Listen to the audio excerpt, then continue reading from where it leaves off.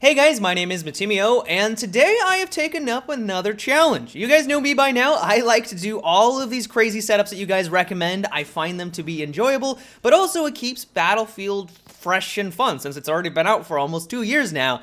And this time, a lot of you wanted to see if I could do well with the L96 Sniper Rifle, the infrared night vision scope, the silencer, and the tac light attachments. I did have to make some small adjustments here and there because the silencer and the tac light share the same slot, so it's physically impossible for me to use it. So I opted to use the IRNV scope with the silencer. I figured that a lot of you guys would have preferred seeing that type of gameplay.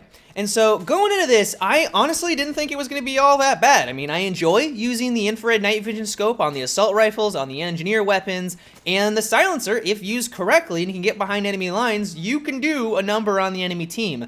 But the combination of these attachments working in tandem is a nightmare with the L96, and for the longest time I couldn't figure out why. But then when I really looked at it, I realized that the infrared night vision scope with this sways a little bit. Actually, it sways a significant amount, and you would assume that you would be able to steady it like a sniper rifle. As you guys can see, it looks like a normal sniper scope, but you can't.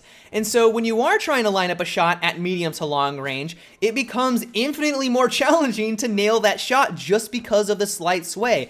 And it took me so long to figure this out. Like I was trying to get gameplay for it, and I was struggling, and I couldn't figure out why. I was like, maybe my accuracy is off, I'm just struggling right now, I'll take a break and I'll come back to it. But even after coming back to it multiple times trying to get gameplay for it, I was still struggling. And then I finally realized it's just the sway that's causing all these problems. And you wouldn't think it would be all that big of a deal, but when it's constant and you have no way of steadying it, oh, it is such a headache, and it's truly what made this challenge just ridiculous.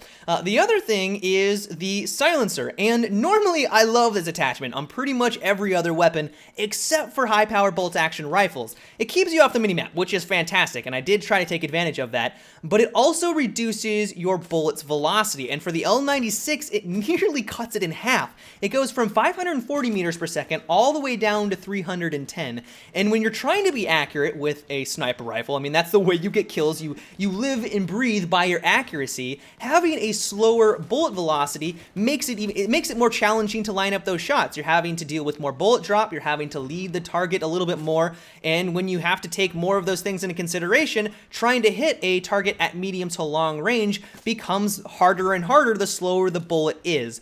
And if that wasn't enough, on top of all of that, the L96 is also argued by many to be one of the worst bolt-action rifles in the game because it doesn't do anything better than all the other high-powered rifles. It's got a rounds per minute of 43.5. It's got a bolt velocity, like I said, of 540 meters per second if you do not have a silencer on there. It's got the standard damage model. It's got a reasonably fast reload time of 2.6 if you have a bolt in the chamber, or 4.8 for the long reload.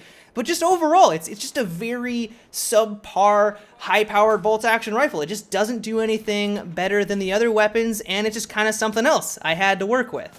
And so the way I kind of approached today's challenge was to play really aggressively and just get up close and personal. The bullet sway and having slower bullet travel speed makes it really hard for me to take people out at medium and long distance. And if they get up close, the bullet sway didn't become as large of an issue. I mean, it still was a problem. Even when I would go for a chest shot, it would sway just a little bit, and I would hit them in the arm, and then they would, of course, kill me at that point. But it was a little less frustrating than trying to snipe someone that's 50 meters out, and then every single shot at the last second, my weapon just kind of blips away to the side, and I don't get the kill. Like that happened over and over, and so I was done with that. So I played a lot of team deathmatch. I played a lot on the close quarter maps, and I had a lot of success with that. But overall, like, it was just such a frustrating experience. Like, I did not think that I was going to have this large of a problem with this setup. As I said, I do enjoy these attachments on pretty much every other weapon. Even a combination on the assault rifles, I think this would be phenomenal. But just on the L96 and for bolt-action rifles in general, it was just terrible.